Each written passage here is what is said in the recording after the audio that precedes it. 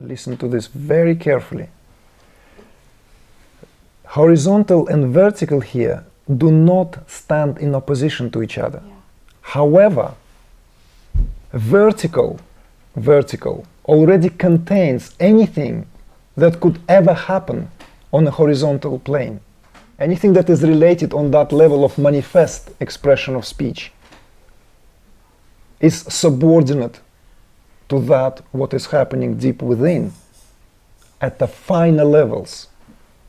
So the awareness has to be open to that level of speech where everything, spoken or unspoken, is already contained. The best understanding is actually of that nature. Then nothing remains to be said. You see, the true understanding comes only from that place which is known as self-referral state of consciousness. It's the term which apparently been invented by Maharishi Mahesh Yogi. I had discussions with some people here, actually English person who was volunteering to transcribe and help me with editing some of my own texts. He was not happy with me using that, because he said there's no such term. You won't find it in English. Self-referral. It has to be self-referential or no, but you see that sometimes language is allowed to be expanded. By the term self-referral, Maharishi meant that quality of consciousness where consciousness falls back onto itself. Maybe the reason why there is no such specific term in English language in modern use is because it's become largely secularized. You see? So sometimes these efforts are made to reintroduce certain words, like many philosophers in various cultures were authors and they were granted for inventing certain terms. So what we're talking about here is that self-referral aspect of consciousness, where consciousness falls back onto itself. Otherwise, we are bound to glide on the surface of existence, and likewise we are bound to constantly go on that surface level of horizontal plane of exchanges. And to what you said earlier about, I don't know exactly what your work consists with the psychologist, but something Thomas and I had quick exchanges while we were setting things up here today. And Thomas was telling me that I would find, and I already did, that in the Bay Area, or in California in particular, psychology and spirituality are intimately interconnected. So interconnected that some teachers don't even know what platforms they come from. They might be psychologists in disguise. They might be actually more suitable to be called psychologists, but they just consider themselves to be satsang speakers. It's so interconnected. I, on the other hand, stand on a platform where psychology will always have its limitations, no matter how transpersonal we call it, up until psychology operates with conscious, subconscious, and unconscious levels of the mind. Because all this, no matter how important, are superimposed on that which is the supermind, or that which is transcendent. And if you can affect the transcendent, automatically everything is affected on horizontal plane. That's why I would challenge that view that going on a surface level of horizontal exchanges will eventually take you into the vertical way of inquiry. It does not. In my understanding, it does not happen. If you can access the vertical plane, then you affect everything on horizontal level, regardless of how disharmonious, varied, particular it may found. And it is also scientifically correct view, because if you speak to any scientist today in quantum physics, that's precisely what they say. That's precisely what they say. that the greater amount of energy is where the state of least excitation. So the vacuum itself contains infinite amount of energy.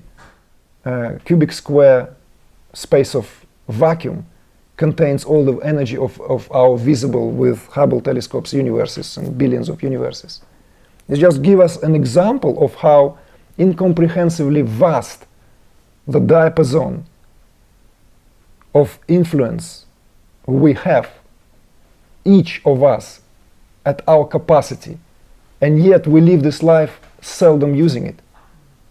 You see, this is why the theme of 4 levels of speech is aimed to examine this very, very notion of what stands on our way in spiritual unfoldment or in the unfoldment of the self. It has to be experienced.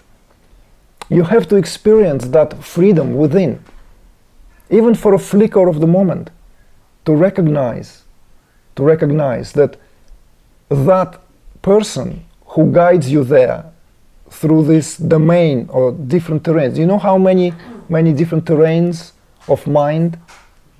All this is, like, from the Buddhist perspective, all this is mind. Mind, so many different layers of the mind. You can spend your whole entire life by just trying to sort out different layers of the mind. But the real aim of spiritual practice is to rest in the self, as the self. So it is up to you.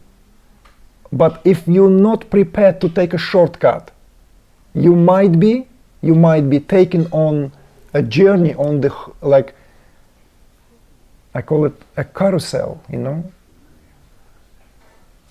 It just takes you round and round and round. Maybe it's a French term. You know, so that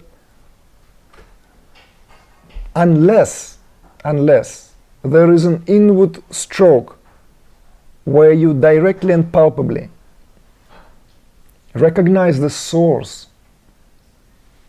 of all that is, and in today's theme, the source of speech, and consequently it's also the source of your thoughts, the very source of your thought patterns, then you only may be extending that, perpetually going with these tendencies.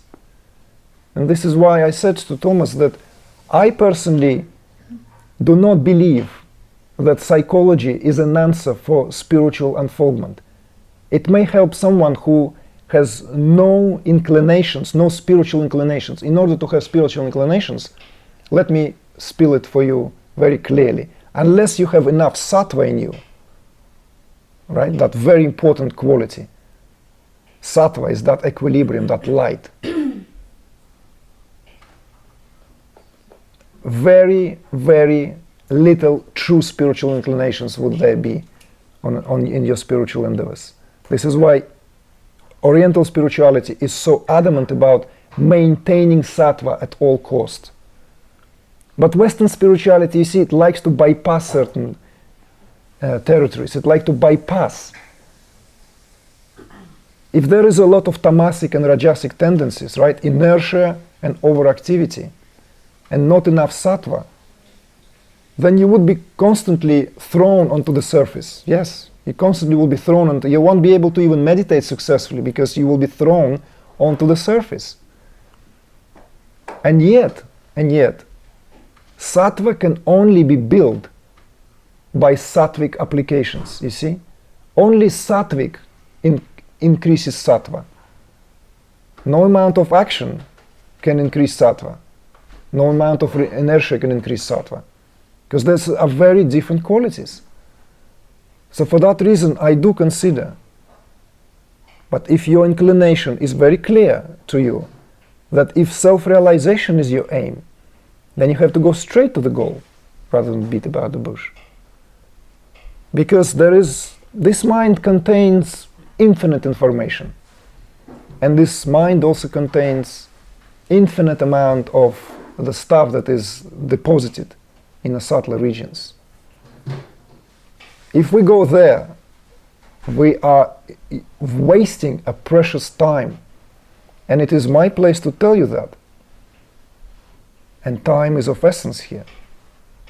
Because time is required for your physiology to adapt to that process as well. So it's good to live long and healthy life. So even when you self-realize yourself, right? Unlike what also some people say out there, that as long as you realize yourself, then you might drop dead from cancer. This is outlived paradigm in my view, and not a helpful one.